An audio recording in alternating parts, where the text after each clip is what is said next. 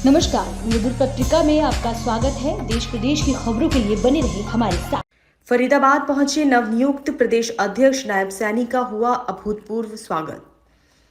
केंद्रीय राज्य मंत्री कृष्णपाल गुर्जर और कैबिनेट मंत्री मूलचंद शर्मा के अलावा तमाम विधायकों ने गर्मजोशी के साथ किया स्वागत। नवनियुक्त प्रदेश अध्यक्ष नायब सैनी अपनी नियुक्ति के बाद लगातार प्रदेश के हर जिले में जाकर जनसंपर्क कर रहे हैं और इसी कड़ी में आज प्रदेश अध्यक्ष फरीदाबाद पहुंचे, जहां दिल्ली फरीदाबाद बॉर्डर पर उनका जोरदार स्वागत किया गया। इसके बाद प्रदेश अध्यक्ष सभा स्थल पर पहुंचे, जहां केंद्रीय राज्य मंत्री कृष्णपाल गुर्जर और कैबिनेट मंत्री मूलचंद शर्मा के अलावा तमाम विधायकों ने गर्मजोशी के साथ उनका स्वागत किया। इस अवसर पर हजारों की संख्या में कार्यकर्ताओं और स्थानीय लोगों ने अपनी उपस्थिति दर्ज करवाकर प्रदेश अध्यक्ष का अभिनंदन किया।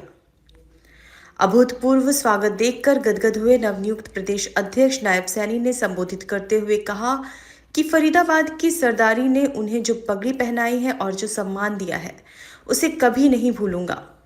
साथ ही उन्होंने कहा कि प्रदेश के मुख्यमंत्री ने उन पर विश्वास करते हुए जो जिम्मेदारी दी है, वह उसे निष्ठा के साथ निभाएंगे।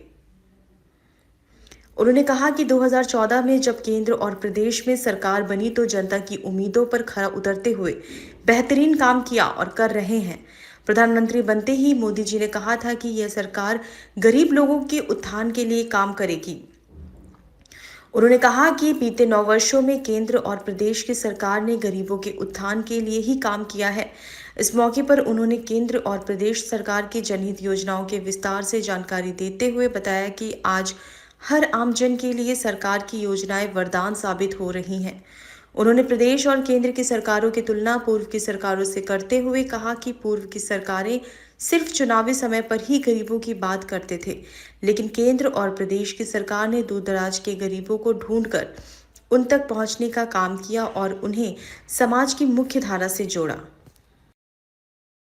जिन्होंने आज तक बैंक में जाकर के नहीं देखा और उनको सम्मान देने का काम, वो भी सर ऊंचा करके बैंक के अंदर जा सके। अगर किसी का बैंक के अंदर खाता नहीं है तो बैंक क्या हेल्प करेगा?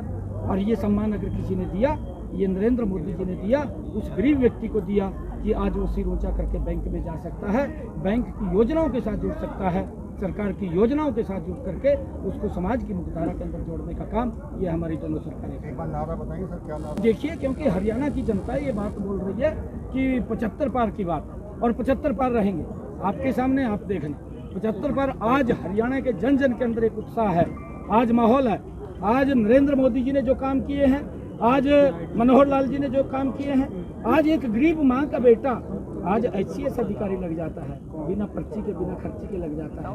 नहीं तो पूर्व की सरकारों के अंदर एक गरीब माँ का बेटा तो सोच भी नहीं सकता था कि ICS अधिकारी लग जाएगा। उसके लिए भी पूर्व की सरकारों में क्वालिफिकेशन थी, उसके लिए क्वालिफिकेशन थी कि वो मुख्यमंत्री के मम्मी का छोरा होना जरूरी है, ये क्वालिफिकेशन थी। या उसकी टैची के अंदर वजन ज़्यादा हो, भ्रष्टाचार होता था, गरीब व्यक्ति तो पैसे नहीं दे पाता था और पैसे के अभाव के कारण नौकरी नहीं लग पाती थी। ये मनोहर लाल जी ने सम्मान दिया कि आज अगर बच्चा टेस्ट क्लियर करता है तो बिना पर्ची के बिना खर्ची के वो सरकार के अंदर अधिकारी बन जाता है। और मनोहर लाल जी ने अगर किसी ने कोई गलती की उसके खिलाफ कार्रवाई की, मनोहर लाल जी है, किसी को बख्शने का सवाल नहीं है। अगर कोई इस भ्रष्टाचार के अंदर इन्वॉल्वमेंट होगी, क्योंकि कई लोग आज पूर्व की सरकारों की तरह गुमराह करते हैं। और मैं ये बात बड़े दावे के साथ कह रहा हूँ, मनोहर लाल जी के नेतृत्व के अंदर जो ट्रांसपेरेंसी आई है, उस ट्रांसपेरेंसी को देश के अन्य राज्य भी उसको अडॉप्ट कर रहे हैं। और अगर कोई अधिकारी कोई कहीं गलत करता है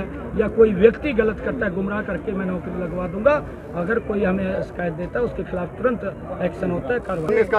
ये सरकार की पूरी तैयारी है, हम अपने अंदर कोई दिक्कत नहीं है। चुनाव, क्योंकि चुनाव आयोग ने तारीख घोषित करनी है, चुनाव आयोग घोषित करेगा तो चुनाव हो जाएंगे। हमारे नगर निगम के भी होंगे, हमारे लोकसभा के होंगे, हमारे फिर विधानसभा के होंगे और तीनों सरकारें भारतीय जनता पार्टी कमल के फूल के ऊपर बनेंगी।